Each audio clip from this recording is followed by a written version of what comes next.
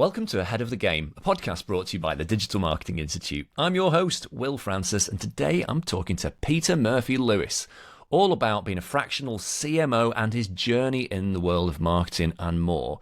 He's the founder of strategicpete.com, and he's a sought-after fractional chief marketing officer renowned for transforming overwhelming marketing data into actionable strategies that drive revenue and growth. Software, travel, media, even zoos and banks. He works in all kinds of industries, and he loves and thrives at that intersection of creativity and data-driven results. And I want to talk to him all about that. Peter, welcome to the podcast. It's great to have you.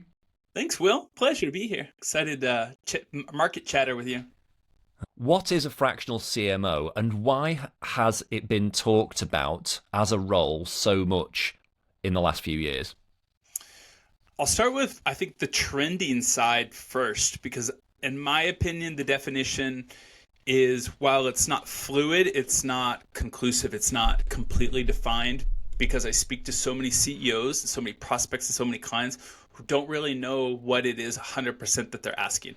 So from a trending point of view, I think that fractional CMO is on the rise, one, because of remote work, right? Like I'm in the middle of the United States, CMO in the state of Kansas in the middle is going to make half of what a CMO is going to cost in New York or California.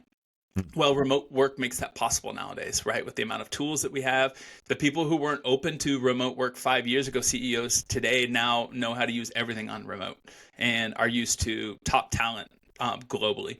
Secondly, I think that, there is an interest in leadership, boards, venture-backed private equity who say, we need strategy before we need execution. We don't have the revenue.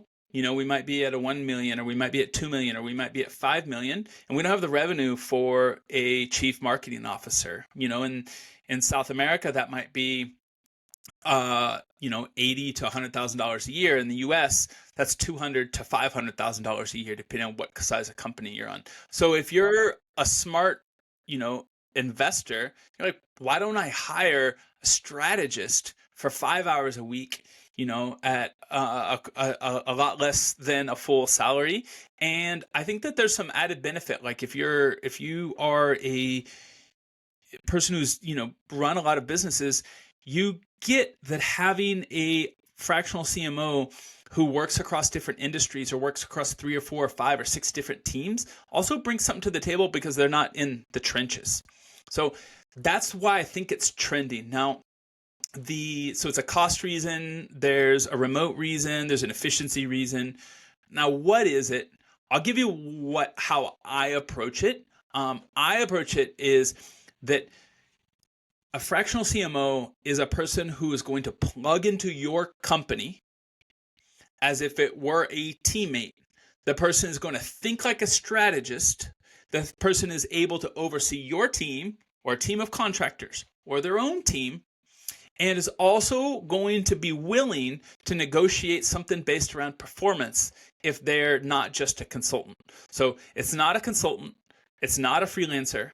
It's not a mid-level marketer who might know how to do but doesn't know how to think up the strategy.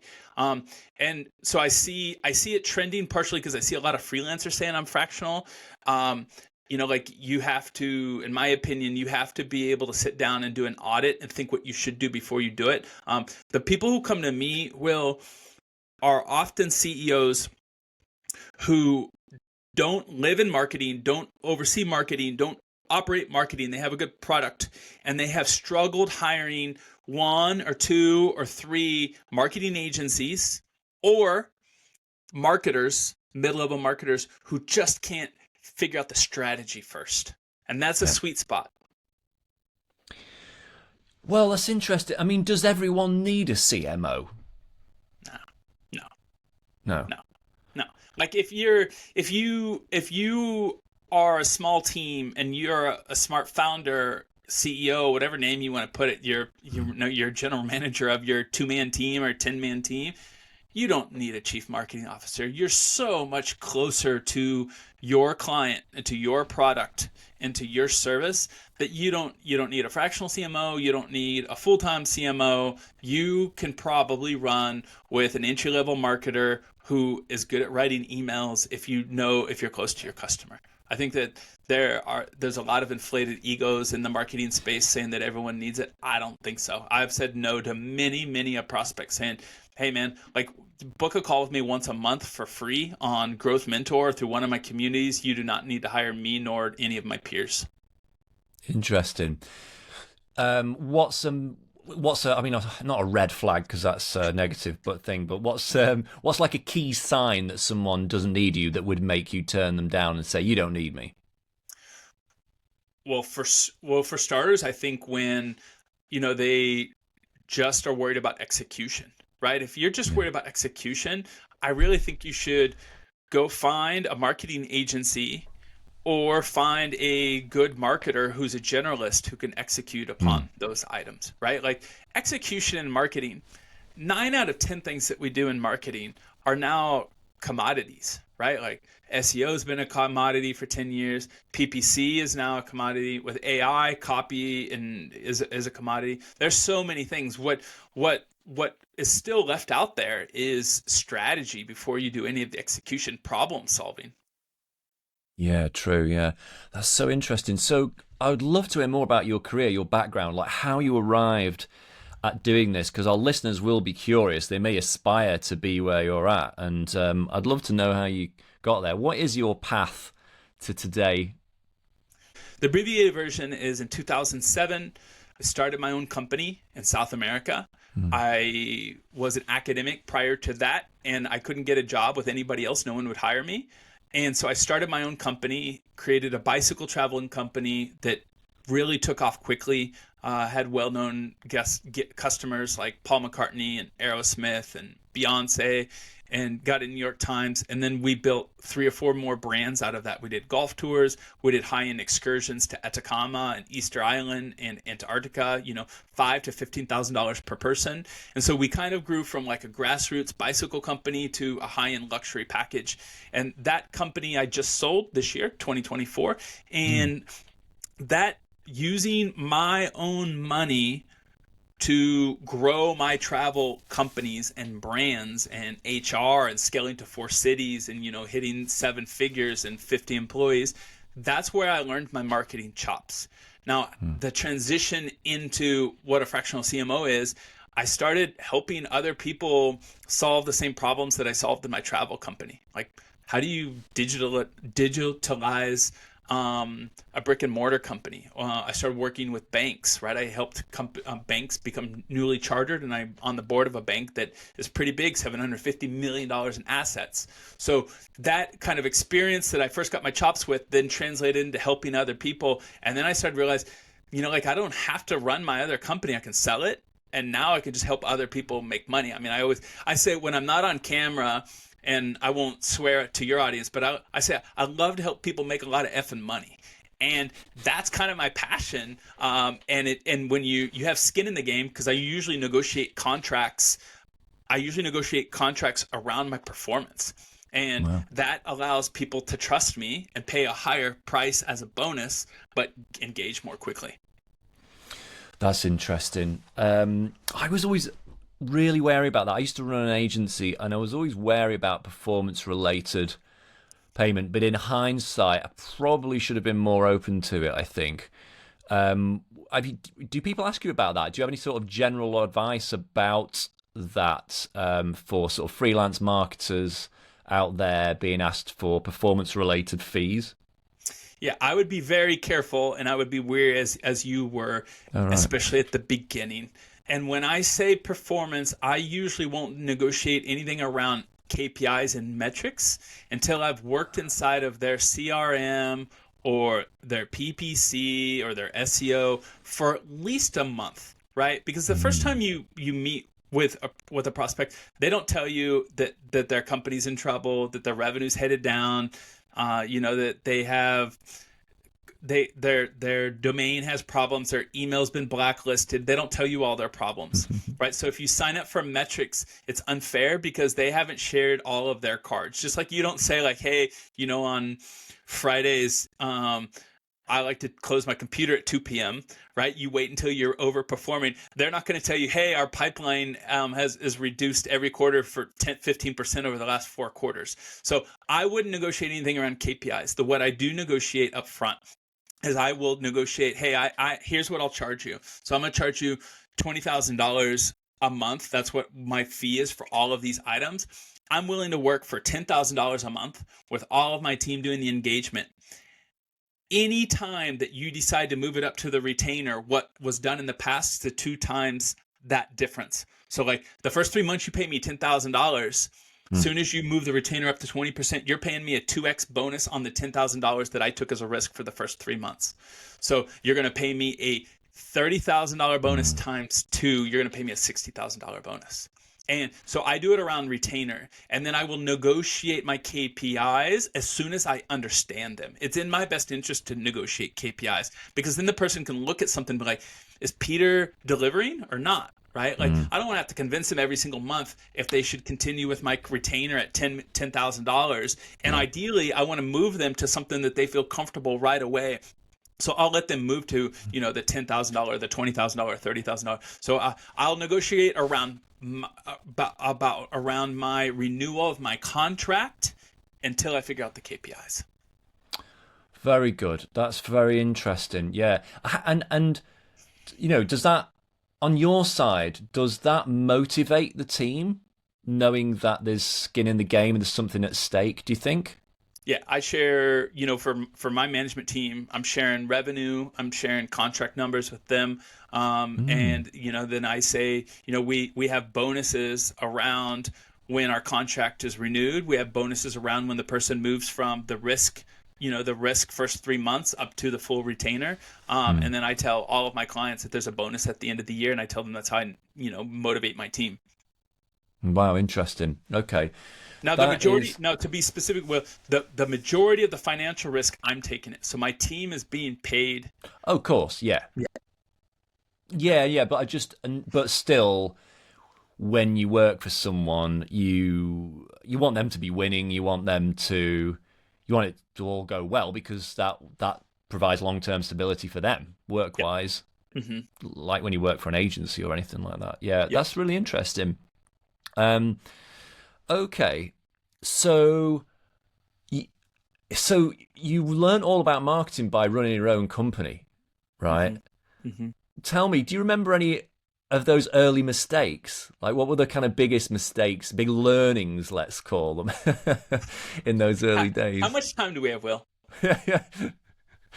I'll start off with the embarrassing ones. My new kind of catchphrase in the last week or two that I've learned about myself is my only real currency in life, Will, is vulnerability. I don't have a lot more to add to the team or the plate and other than vulnerability. So let's start off. I can remember at about month 6 firing our first secretary, executive assistant, by sending an email to my business partner named Joel Hoel. I said, Hoel, I'm coming into the office today at 2:00. We have to let Maria Jose go. She hasn't done this, and this. She hasn't answered these emails. Well, I put her in CC. And when I show up to the office, she says, Peter, I got the email you sent to Hoel. I'm aware it's my last day. Oh, it still hurts today. That was in 2007. It still hurts today. I can tell you the amount of times that I've negotiated poor contracts with marketing agencies. Oh, I've got a good one. I screwed our traffic so poorly one time, Will. I don't know what I did till this day. I did something with telling Google Analytics and telling Google Search Console that most of my traffic should be focused in South America. And so then it started to lower my rank and focus on people who are searching for me in South America. all of my clients were from North America and Western Europe, all of them. So it took me about 6 months to see my traffic go, from 5,000 unique visitors per month, and it tanked to 1,500. And I lost, I don't know, maybe $200,000 of revenue just because of an SEO traffic mistake. But I have 15 more lists if you guys want to feel better about all your mistakes that will make you be like, man, Peter's stupid, I won't hire him. No, but it's good. It's good because I think I talk a lot about imposter syndrome on the podcast. I talk a lot about this, just the insecurities of being a marketer, because there's no rule book, there's no perfect way to do everything, and it's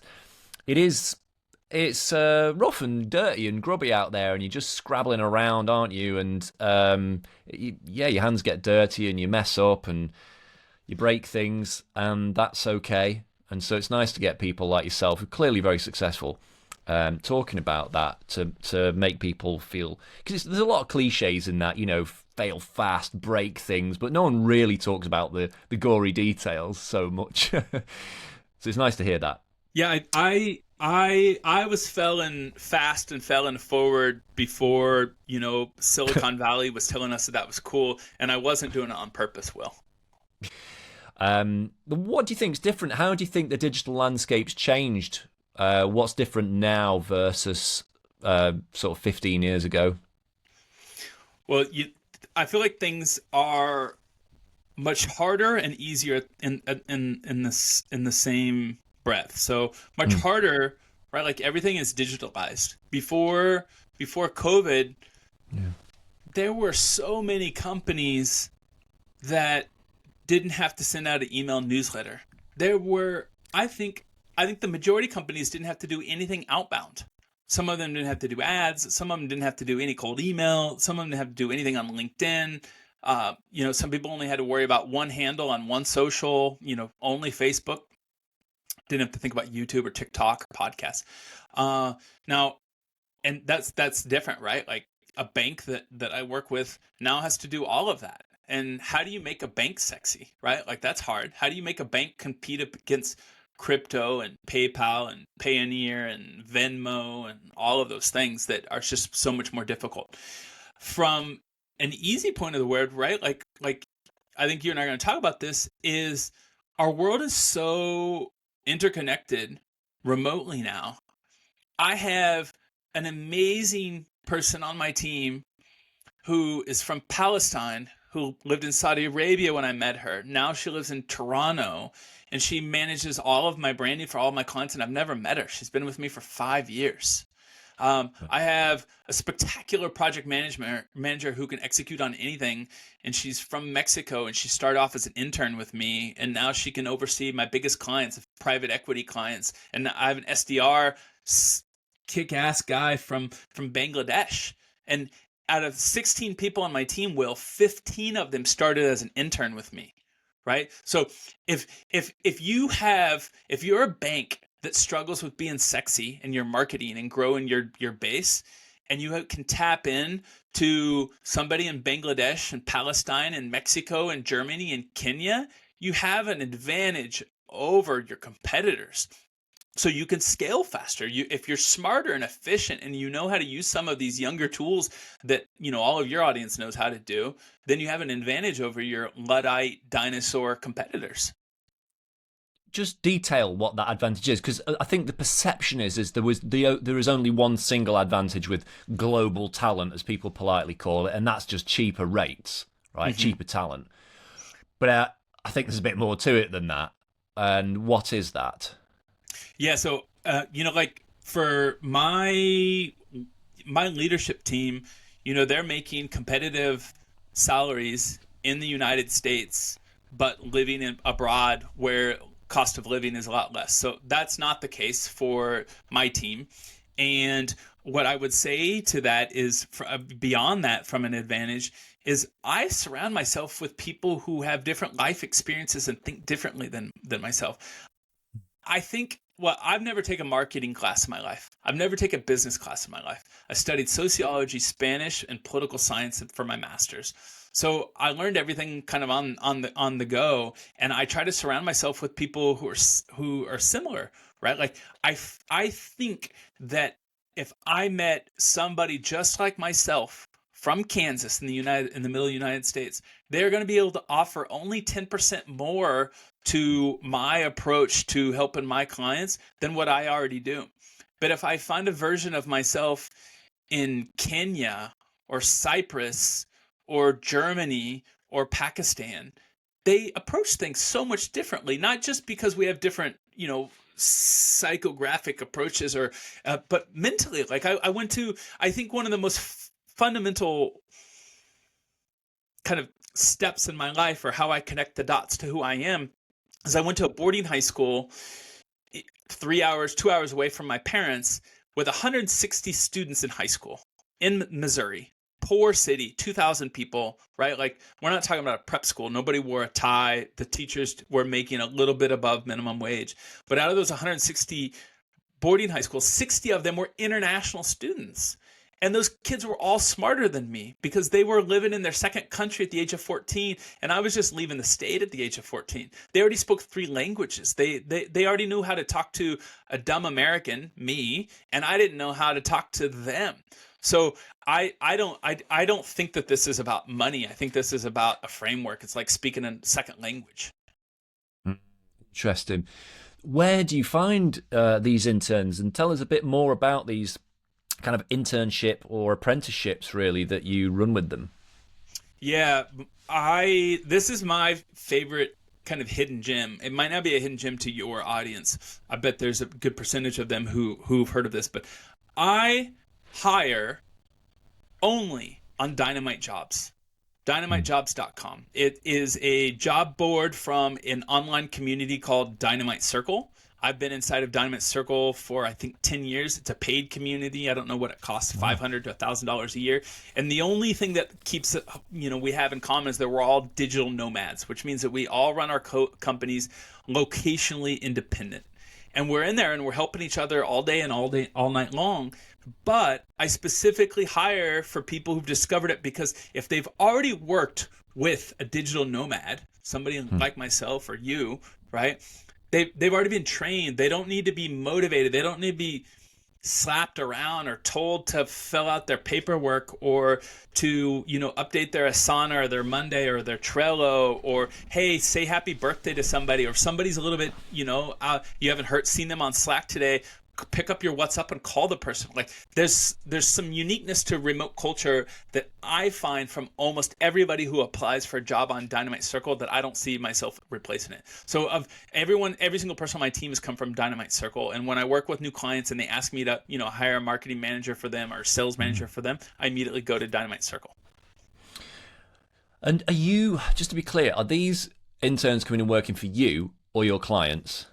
Most of them start with me. I have a unique system for how I train non-marketers to become generalist marketers in 6 months. I call it, I say that you're getting an MBA in marketing in 6 months.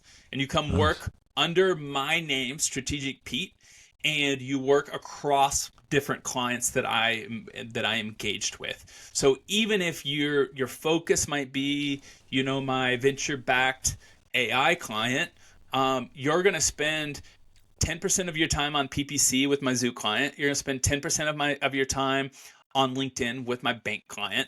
And that's going to make you so well-rounded that if I can't retain you at the end, or I can't source you at the end with one of my clients as a full-time person, you're going to get an MBA in marketing. Wow, interesting. So do you then believe that marketing, the sort of marketing channels, the marketing skills are all quite easily teachable? And yes. I think what I'm hearing is that the soft skills, or the motivation, the personality type, you look for a certain kind of person, because that's maybe less teachable, particularly in 6 months, and then you just give them this kind of opportunity to soak up information about marketing. Because I think I agree with you, a lot of marketing is very quickly learnable, isn't it? Yeah. I think you're spot on. So I do my hardest to filter out the people who don't have the soft skills for remote, A players, ambitious, people have a chip on the shoulder. Ideally, they've failed once or twice. they're vulnerable. They can learn publicly. They're aware that what they don't know. They ask questions. That I try to figure out before they ever get accepted to work with me and be an intern or apprentice. I don't care if they have ever written a blog, if they even know what paid performance campaign is. I don't care if they don't use social media. I don't care if they only watch YouTube. I can teach them about LinkedIn, how to write a blog, how to write a newsletter, how to analyze HubSpot pipeline, how to determine what's broken by becoming an SDR and listen to a sales call. All of those things can be taught to anyone who has the soft skills. I always say the best generalist marketer is someone who should have been a psychologist, but they realized that they didn't want to sit in a couch all day and they wanted to make money for themselves, make money for someone else, and solve problems. But that's kind of what a psychologist is. I mean, do you spend a lot of time on Zoom calls screening and coaching people then? How do you manage that? Yeah, so we have set up a system that starts from the moment they apply until about 30 days into them having worked with us, that is group learning and tools to document what they're learning and what they're struggling with. So it's as little one-on-one to maximize our energy as managers. So I'll give you a couple examples and then you can, ask me what you want to dive into or pause on. So let's start off with day one after you've onboarded. For the first 30 days that you'll be onboarded working with this, you will be asked to fill out a survey, a daily survey when you close your computer. And in that survey, I'm trying to determine what you did that you understood, what you can do tomorrow without me overseeing, what you're proud of something that you've done. So I'm trying to figure out your love language. The book 5 Languages of Love is one of the most important books. So if I can figure out how you want to be appreciated, then I can appreciate you, which will then motivate you more. And then I would think the most critical question that I ask in that survey is, what is one thing that I've done in this onboarding today that I could have done better to set you up for success? And if you don't fill that out and critically tell me what I did, because I'm trying to teach you culture. I'm trying to teach you to question everything that I do so that you can be a good marketer. If you don't do that, I'll take a screenshot and we'll put it into a group Slack and I'll say, Will, great first day, but you're not going to make it far if you don't feel comfortable criticizing me in private. So now's your time to tell me what I could have done better in public. Right? So we are reformatting your mind to say everything that's broken about our system, because if you're good at that, if you can say it to me, then we're going to be able to help clients and we're going to figure out what's broken in their system. So that's just a start. And that tool, all of the managers see at about 5 o'clock Eastern time, and we're like, Will really understood the SOPs. He's really organized. Emma, she was fantastic. She said that she liked the meeting. She understood the KPI scorecard and she liked the cascading goals. She liked our entrepreneurship operating system. Oh, she likes data. Let's train her on Google Analytics.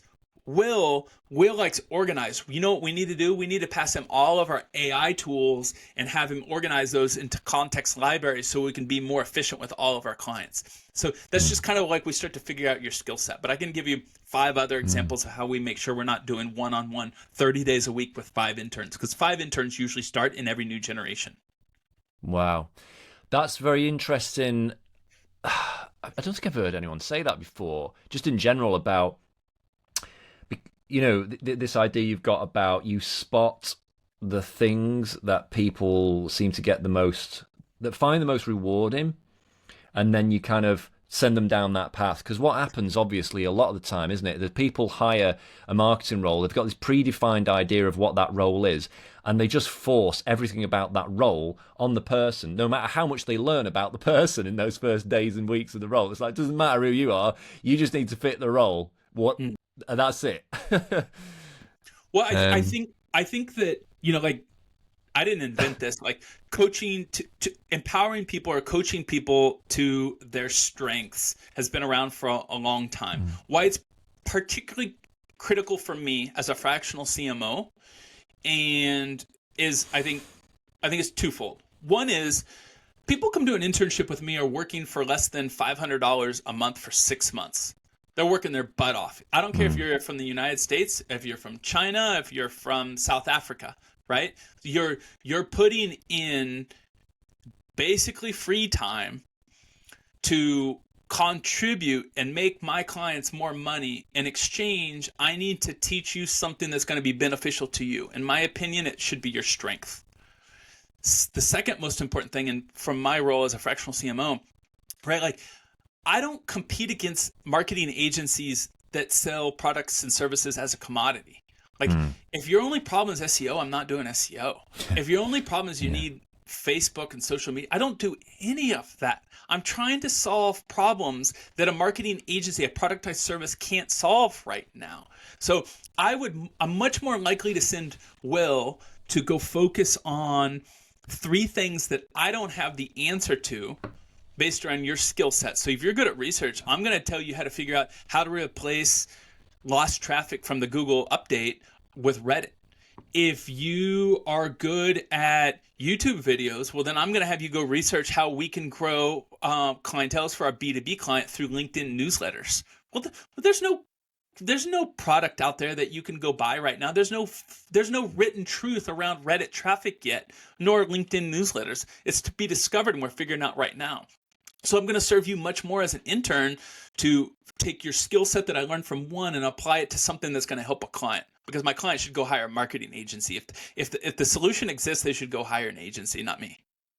Like when I interview interns, I ask them on day 1, if you contribute over the next 6 months, you've proven that you're a hard worker, that you fit in culturally, that you're able to help somebody make money. What is your expected salary at the end of 6 months where you're going to be able to save, have a good living, that I would be able to retain you at?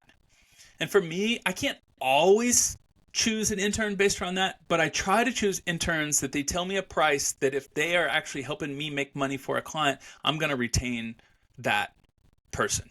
And, so that is kind of like where I'm trying to figure out how, when, I have 6 months to ethically stick to my word where I said, I'm going to try to retain you if you contribute. The way that I'm going to retain you is helping you be the best marketer on my team and for my clients. And I better do that through something that, I'm going to be able to prove something measurable. So the example of the SEO person, the intern works on my team right now. He's going to laugh when he sees this. He's not a native English speaker.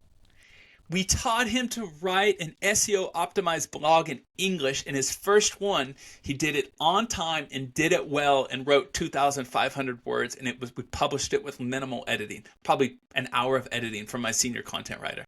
Great. And he's like, I love writing blogs. I'm like, buddy, man, it's November 2024. I don't know what's going to happen to blogs. I'm glad you learned it. I taught you this because you need to be able to write this in case this matters a year from now. And you had to follow a diligent way to follow a process. Yeah. But I just wanted to make you go through the grind so you were empathetic with how hard these other people are working. How about this? Do you know anything about videos? No, I edited a video one time in college on Instagram for one of my classes. I said, can I see the video? He showed it to me live in my interview. Huh. And this is before he became an intern. Yeah. And he showed it to me. So once he finished the SEO blog, my team's like, what should we do with this guy? And I said, you know what? He showed me the edited video and he was empathetic. He was funny. He was psychological. Like, he made me laugh. I don't think he has any experience with editing video, but why don't we train him? Right now, he spends 10 hours a week only editing videos, and it's going to make him so much more valuable because he understands pain points. He identifies emotional. He's figuring out how to optimize it on YouTube with thumbnails and when is the break and a 60-second reel, which is discoverable to pull him down to more middle of the funnel.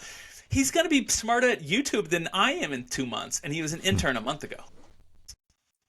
What skills do you see being most in demand in digital marketing? So I'll start with, I'll say quickly the foundational, project management. Like every single marketer I work with, they're struggling with project management tools, updating, doing Gantt charts, fulfilling things on time. So start with that. If you don't have that, like you can't apply with me. but more evolved, like what's going to translate into money and to outcome, right? Like PPC is something that I will overpay for. If somebody is better at PPC, strategically speaking, not technically speaking, strategically speaking, like I'll overpay for that. Video right now, right? Like everything that I am doing for my clients involves some type of visual asset, some type of video asset, YouTube or LinkedIn videos or LinkedIn webinars or those types of tools I still hire for. And same with graphics, right? So like I have my most recent hire was a graphic designer, and I just went straight to Colombia. I find Colombians inexpensive, really creative, smart, organized, easy to get along with. And I just reached out to 10 people on LinkedIn and I said, I'll pay you for this test. Will you do it? And I said, I'll prepay you. And I prepaid the person, and the person did it. And she's still with me for over a year. Now she's helping me design my book that I'm about to publish. Same thing with YouTube. So I found a YouTube editor. I went straight to LinkedIn. I found people and I just went straight for that. So for me, beyond generalist, right now it's PPC, strategy, graphic, right? In a time when everything's doing everything in AI, if you can stand out and not look like AI, and then video, those are the three things that stand out for me. Everything else, I feel like I can teach. And I suppose I have to ask you, what are you seeing as the impact, for good or bad, of AI in marketing right now? Like, what are you worried about and what are you optimistic about? I don't think I'm worried about anything. My team uses AI all the time. We have, a paid team account, and we're all looking at each other's templates. We're all sharing prompts. We're making context libraries for each one of our clients to, what their ICP is and demographics and sales pipeline and messaging. So we're using AI at least an hour out of the day. Every single person on my team is using AI. We are now embracing AI video. We're playing around with AI video aggressively. I'm creating avatars. I'm filming videos of me talking in 4K video with different gestures, and then I'm planning to scale that with scripts. Right now, I'm personally recording 1 to 2 videos per day for either a client or for myself, for Strategic Pete. And if I can scale this, once I figure out the algorithm, the thumbnails and the optimization and the messaging and the tone, if I can scale this with an AI tool, then it's going to be a game changer. Because I still feel like, I see smart marketers around me and I see smart clients around me that are making a lot of money, and they're not using 5% of AI that I am, or that my team is, or other smart marketing peers are. So right now I don't have any fears. And right in terms of embracing, we embrace everything, right? I mean, just for starters, after every sales call, I take the video and I put it into an AI tool, and I say, I want you to critique what I could have done better. Yeah. And then I share that with my team.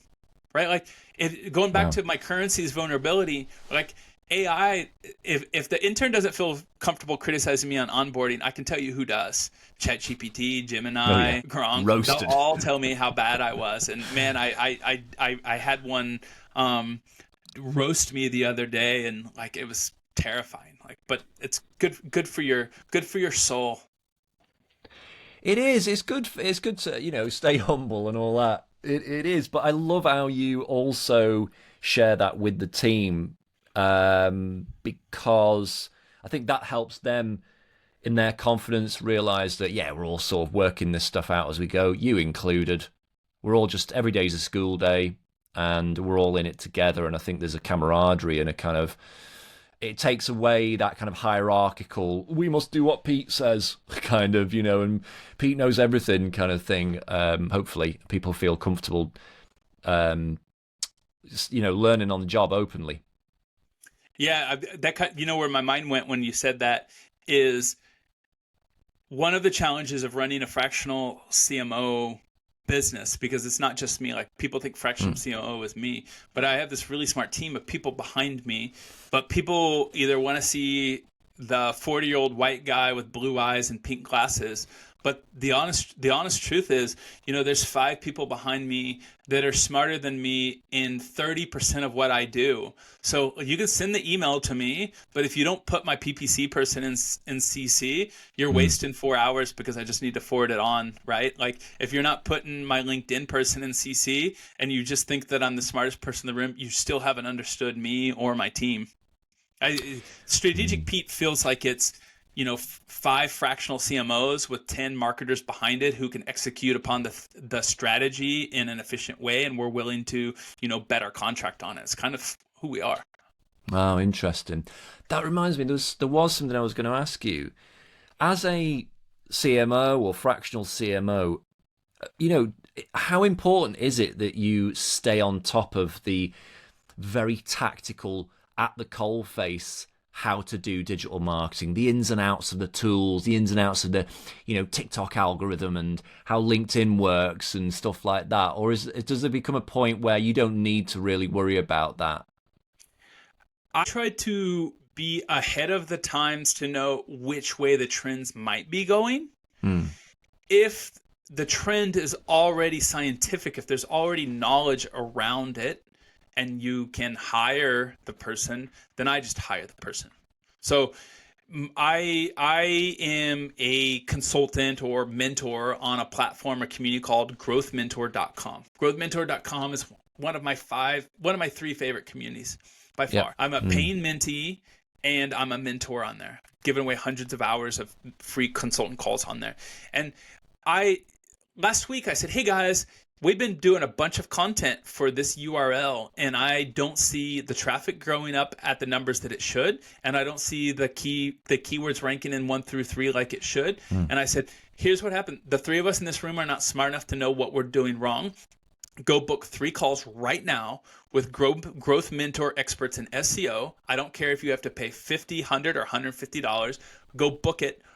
Record the call. I pay for my team to be on there, right? I have 5 teammates on there that have access to all these people, and then go talk to somebody smarter. Our goal is not to know everything in the room. I think our unique selling proposition right now is that we will understand trends that don't have a law or science written around it. Right now, there's still art.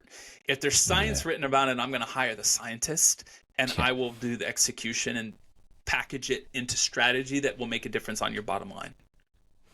It's true, isn't it? The opportunities often are where the concrete hasn't really set. It's still fluid. It's still moving. We don't really know what kind of shape it's taking, whether that's, video, AI, blue sky, whatever it is. And that, I always think they're the interesting places to play, because it creates a problem for brands, companies. They need someone to come and work it out for them. Whereas you're right, if there's a playbook already, then just go get the playbook. Tell us what trends, micro or macro, you see coming through in 2025 in marketing. LinkedIn organic is just killing it for me. Every single one of my prospect calls said that they heard about me on LinkedIn. It might be ads, it might be YouTube, it might be YouTube, or it might be or it might be a podcast, but they think it's LinkedIn, right? Every single one of them say that they like my content on LinkedIn. So I'm posting on LinkedIn every single day. And then I would say, like, that's pretty obvious. Like, that, I wouldn't say that's trendy. That might be like a year ago. But what is trendy and is working is LinkedIn newsletters. LinkedIn newsletters are working really well, taking care of the LinkedIn algorithm. Another trend that I see so many people not taking advantage of is the creator status on LinkedIn and YouTube to go live. So like podcasts, I run my own podcast a year ago, like you do, and that there is low-hanging fruit for people who are creating content, do this on live stream. And then that takes advantage of YouTube and LinkedIn's algorithm. They will push out notifications and updates to all of your followers. And on LinkedIn, that's a big, big deal. Another idea of LinkedIn. Man, I just met with a client yesterday who all of their clients are on LinkedIn, and they're not using any LinkedIn automation tools. Every single person that I start working with that has anything in B2B, I immediately test to see if their ICP is on LinkedIn. And then I do a reverse engineer. I find every single contact, every single prospect that's inside of their pipeline, inside of their HubSpot or Salesforce or Pipedrive or whatever. And then I go find who they are on LinkedIn. And then I extrapolate who is that person if I were to find 1,000 more of those people. What is their job? Where do they work? What size of company they do? I put that into a spreadsheet. I define why I think that is one of their ICP. I show that to my client. They say yes. I said, can you tell me with 75% certainty, click through these, they look like people that you'd want to talk to that seem qualified? They say yes. Then I say, let me log into your LinkedIn. And I just set up automations to start connecting. And then you got to take advantage of the LinkedIn algorithm to post something so that you're at the top of their RSS feed soon as you connect with them.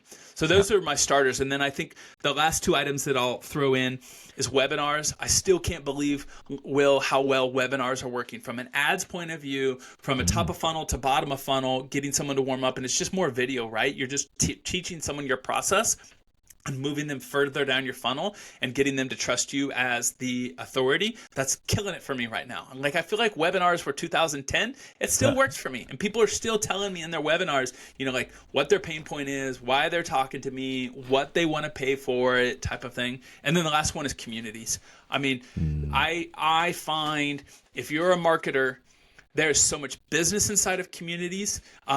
Smart business people are creating communities. They're selling membership to these communities, and there's just such a wealth of knowledge inside of them. Like one of my favorite communities outside of Growth Mentor, their Slack is amazing. My other one is Dynamite Circle, which is I tell you that I'm inside Dynamite Jobs. And then the last one is Rhodium. Rhodium is kind of a high net worth where people are buying and selling businesses. I just went to my first in-person event, and I am the dumbest person in the room. There's only about 100 people who go to it, and being the dumbest person in the room, man, going back to vulnerability, it feels fantastic. You thrive on that, don't you? I can tell. Yeah. That's great. That's really interesting. I agree. I think you're pretty spot on with those thoughts about what people should be jumping on. One closing question. Mm-hmm. What advice would you give your younger self when getting into marketing or business? Well, I think I'll try to answer it in two ways. So when getting into business, I started my first business in the travel industry. And I would think twice about what industry you're going to get into, what service you're going to offer, what product you're going to offer. Okay. I wouldn't do travel industry again. It's 7 days a week. It's being disruptive. In order to scale, you have to hire more people. So don't make the mistake I did when I was 27 years old. I chose an industry where I had to make more money. I had to hire more people. I was highly dependent upon seasonality. I was dependent upon, crime and reputation of the cities and countries that I was involved in. So the first thing is slow down and think about the industry before you invest money and create a team, right? If you're a freelancer, like that's not the issue, right? Your craft and your art and your skill and your science. Now to answer your question more directly around kind of as a marketer, I think it would be the same thing. And I'm glad you asked me, right? Like, what would I tell my younger self? Because I don't really feel comfortable giving out advice around things that I'm not confident about. So I probably come off, because my voice and my excitement, I come off as very opinionated. I think you guys have heard all of my opinions. I don't have a lot of other strong opinions. But the one piece of advice that I would give my younger self as a marketer, and this is not because I want anyone to come apply with me or anything like this. And I told my wife, about 4 or 5 years ago, I had something happen with my business that made me think that I was going to lose everything. And I told her, I said, if I lose everything, I want you to remind me of the following. I can work at Starbucks 3 days a week. I want to find the smartest person that is going to open up their door to me and show me how to be a smarter businessman, a better leader, better at finance, a better industry. I'm going to go do an apprenticeship. And she said, you have my full support. I started this internship program when I was 27. And when I almost lost everything when I was 30, my plan was to go back and be an apprentice again. So if you feel like you're struggling, you're stuck, either you're stuck as a business person, or if you're stuck as a freelancer, find 10 hours in your week and find somebody smarter who's going to open up the door and just be vulnerable. Wow. Yeah, great. That's really nice advice, that. Thank you. Look, thanks so much. I really appreciate your time. I've learnt loads, and I'm sure our listeners have too. Just remind people where they can check you out and connect with you online. My favorite place is LinkedIn. As far as I know, I'm the only person on LinkedIn named Peter Murphy Lewis. I have a funny background. I accept all of my connections, even the spammy people who try to sell me stuff. Send me a direct message. Tell me that you love Will's show. Tell me that you heard about it. Tell me what resonated with you. And if you want to join Growth Mentor, I'll give you a free coupon for you to join there. You don't have to join them to talk to me. I'll jump on a 30-minute call and give you anything that I know and tell you all the things to avoid that I did wrong in the last 20 years of my business career. Thank you, Will, so much. I appreciate it. Lovely. And the documentary you made is on YouTube. Yeah, go check out the documentary People Worth Caring About. That was just launched a couple months ago. I'm getting ready to film 3 more in 2025. And it's a new important part of my pipeline that I never thought would have existed. It's exciting. It's a beautiful documentary, really worth checking out. And your book, yet to be titled, will also be out very soon after this podcast is published. Yeah. I was playing around with the title today, and it's going to be, from intern to MVP, a 30-day process to help CEOs scale with international talent, something close to that. But it's going to be the framework that I've been sharing here. It's written to a CEO. There's going to be a couple annexes for more freelancers who want to find a CEO who thinks like that and create that culture. But I'm going to try to pass off a playbook for what has worked for me for almost 20 years of hiring smarter, younger people who don't know anything about marketing so they can surpass you in 6 months. Nice. I like that. What a nice way to think about it. Lovely stuff. Pete, thank you again. Hope to chat to you again soon. I think we will talk to you again soon. That would be great, and we can talk more about your book when it's published. But yeah, thanks very much. See you soon. Love it. Thank you, man. Appreciate it.